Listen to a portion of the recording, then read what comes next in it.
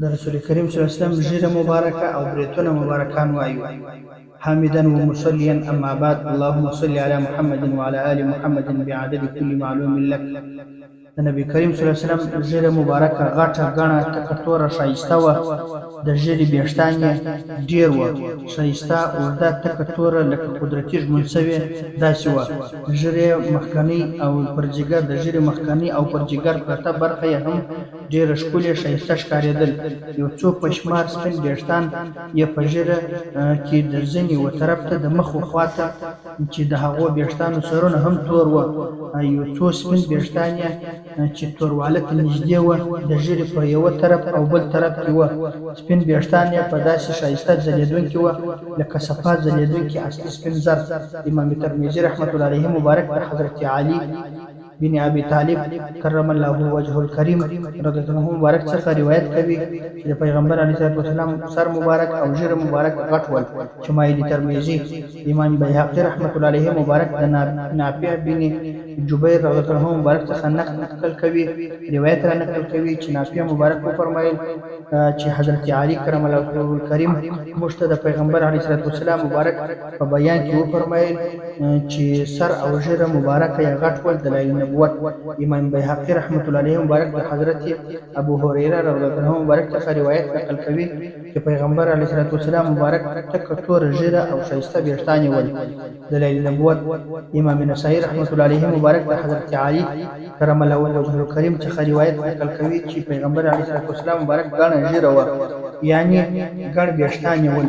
سنن نسائی امام مسلم رحمة الله علیه مبارک د حضرت جابر بن سمره رضی الله عنه مبارک څخه روایت نقل کوي چې پیغمبر علیه الصلوة والسلام مبارک د ژیرې ویښتان ډېر ول.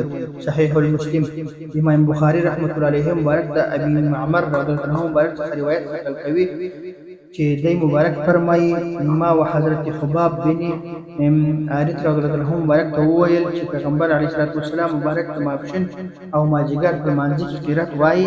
د مبارک راته وفرمایل چې هو.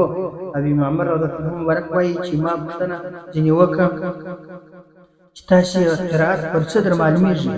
د مبارک راته وویل چې د ژیرې پر ښورېدلو یې قرات را معلومیږي. صحیح البخاري امام بیهقي رحمة الله علیه مبارک د حضرت انس رضی الله عنه مبارک څخه روایت نقل کوي چې د یو کس ما څخه پوښتنه وکړه چې آیا پیغمبر علیه الصلوة والسلام مبارک سپین ږیری سو؟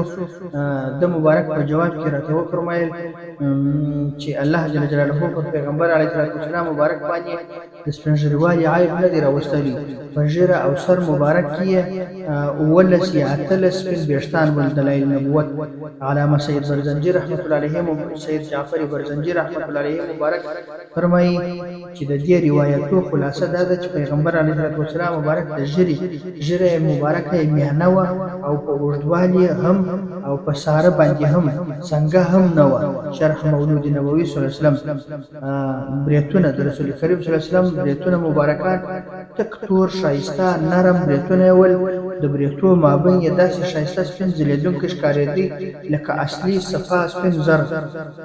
یو شاعر شعر ویلی دی: جانان د دوو کونو سردار دی تی منی او کنه، هغه محبوب د کردګار دی تی منی او کنه. رب نعمتونه ورکوي تقسیموي جانان، رب نعمتونه ورکوي تقسیموي جانان. د جانان لاس کې ډېر اختیار دی تی منی او کنه. نه په چمن کې ښایسته نه په ګلونو کې خپل، نه په چمن کې ښایسته نه په ګلونو کې خپل. جانان ښایسته هر ګلزار دی تی منی او کنه. قیامت به راشي بیا به وایه یا رسول الله، قیامت به راشي بیا به وایه یا رسول الله. دلته هم دا اواز پکار دی تی منی او کنه. ورته د زید بن حارث لږ پوښتنه وکړه ډېر مقدم په مور او پلار دی تی منی او کنه. قسم په خدای چې د جانان د بدن سوری نه و، قسم په خدای چې د جانان د بدن سوری نه و. نور او بشر بې مثله یار دی تی منی او کنه. نور او بشر بې مثله یار دی تی منی او کنه. وما علينا إلا البلاغ المبين.